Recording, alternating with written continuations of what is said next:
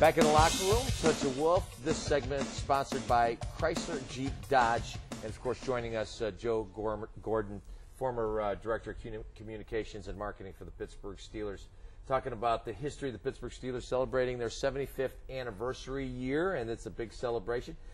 Joe, but before we get to Chuck, because obviously, speaking of legends, I want you to tell me the story about Fats Holmes shooting at the helicopter or shooting at the turret. What exactly happened? What's the real story? Actually, he was driving from Texas. You must have used to shake your head.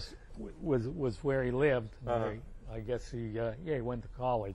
But anyhow, he'd driven for probably 24 hours or something like that. And he got screwed up. He got off the Pennsylvania Turnpike and somehow got on the Ohio Turnpike and got lost and is in this field off the turnpike, and he has his gun, and there's a helicopter hovering over him. Well, I guess they were tracking him or something, and he starts shooting at the helicopter. And when Buff Boston came in my office, he said, "You'll never guess what Fats did." And he says he was shooting at a helicopter. He was in some field in Ohio, off the Ohio Turnpike. And I said, "Where is he now?" He says, "In jail in Ohio." So they went and got him. That was another case where Mr. Rooney intervened, and they got him released Western Psychiatric Hospital, and he was in there for a couple months, and it was Buff's duty to visit him about 3 times a week. And Buff said that was really scary being in there. But it was really an unfortunate situation because he was such a great football player. He was. When he was well. Right. I mean, he was unstoppable. One of the funniest stories I heard in conjunction with that was the next year in training camp up at St. Vincent's, one of the TV crews flew in on their chopper, and LC, when the chopper landed up there, LC turned to Fats and he said, "Easy, Fats." I could believe it. Now, all the crazy characters from Frenchie to LC to Fats to Lambert and Joe, it would take a very special coach to kind of conduct that symphony, if you will.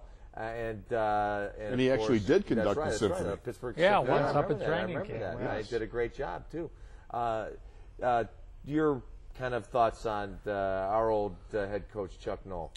Obviously, he's a very special guy and had a special talent. And I give Dan Rooney a lot of credit, too, for recognizing this when he hired him. And probably the most important thing about the Rooneys, and to a degree, too, Chuck, but speaking of the Rooneys first, that they let you do your job. Right. And that, as you know, is so important. And that's why I think Chuck had so much success, because they never interfered. They had a total confidence in his ability and in his judgment. And in that 1-13 year, that first year, we won our first game and lost 13 straight and the first 3 of the next year. So after a couple years, most owners would have gotten a little restless. But with Chuck, the thing that really impressed me in those early years was he never lost the team, and he never lost his focus. He was just so determined that he was doing it the right way. I remember prior to the 1970 draft, we were still in the Roosevelt Hotel. We were up in the 8th floor in Dan's office, and we had the #1 choice. And the question was, are you going to take Bradshaw, or are you going to accept one of the 5 or 6 great offers that other teams were making? And I remember the St. Louis Cardinals, let's see, they were in St. Louis by that time. Or no, they were still were they in St. Louis by 70? Yes, okay. Right. But anyhow, they made an unbelievable blockbuster offer, about like 8 players, 4 of whom would have been instant starters for the Steelers. And I remember just sitting up there listening to the conversation between Dan and Chuck and Art Jr. and some of the other scouts up there. And Chuck was just so firm. He says, those guys that they're offering us are just going to make us another a mediocre football team. He says, our goal is to win a championship, and he says, you got to go with talent like this. And that was the end of the conversation. We drafted Bradshaw. But the thing that always impressed me about Chuck is he used to really preach trust. Mm-hmm. You have to have trust, and you guys probably heard this more time than I did. But he was so focused, and yet he could totally divorce himself from football at times. Well, you probably saw that side, and we did, yeah, we right. did not. Yeah, I'll give you. I saw when he wanted to divorce himself from us. Yeah.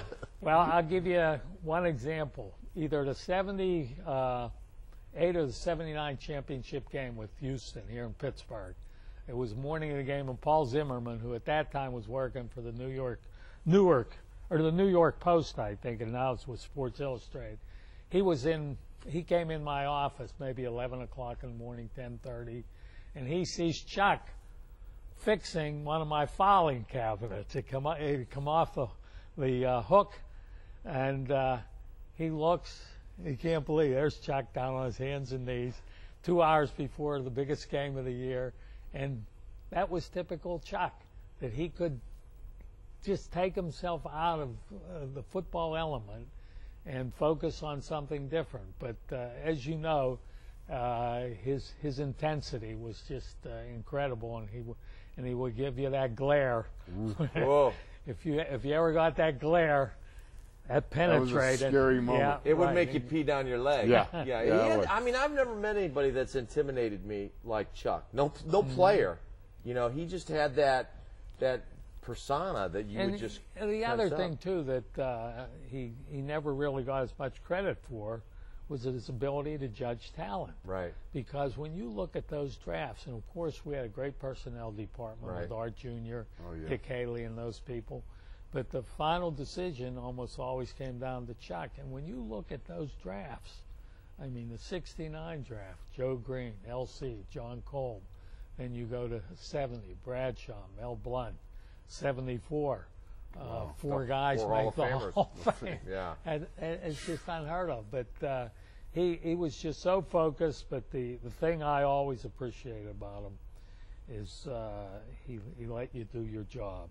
He wasn't a control freak from that standpoint. And people often ask me to compare Chuck with Bill Cowher, both of whom were very, very intense, whereas Chuck's intensity was pretty much internal. Right. Bill with the chin was out there, but Bill was a control freak. He wanted to control everything, the entire operation. Like I know the guys who succeeded me in the PR area had a lot more difficult time with Bill than I had with Chuck. And yet we used to say, hey, our system must work. We've won 4 Super Bowls with as an open an organization as there is in professional sports, meaning the dressing room was always open and you always had access, whereas it changed later on. I don't know how it'll be with Mike Tomlin, but Chuck was just concerned about the football team. We used to be able to take our parents to practice on Saturdays. Yeah. I don't know how Oh, many yeah, teams right. the day before the Exactly. game. Stuff Yeah. like Friends. Yeah, friends But, and family. The other thing that used to be hilarious with Chuck, he and Myron at the early days, they would do the pregame coach's radio show at Myron's house where they had WTA had put in a studio. Right. So they would. I think they used to do it Saturday morning before, either Friday after practice or Saturday morning before Chuck would come to the stadium. And anytime something would go wrong in Myron's house, like say if something would break, the toaster would be broken or something like that, Mildred, Myron's wife, would say to Myron, hey, we got to get somebody to fix the toaster, or we got to get somebody to fix the TV. And Myron would say, don't worry, Chuck's coming over on Saturday. He'll fix it. And he did. I mean, it's amazing. Just a tremendous human being and just so well-rounded, had such a wide variety of interests in so many different things. A fascinating man, really.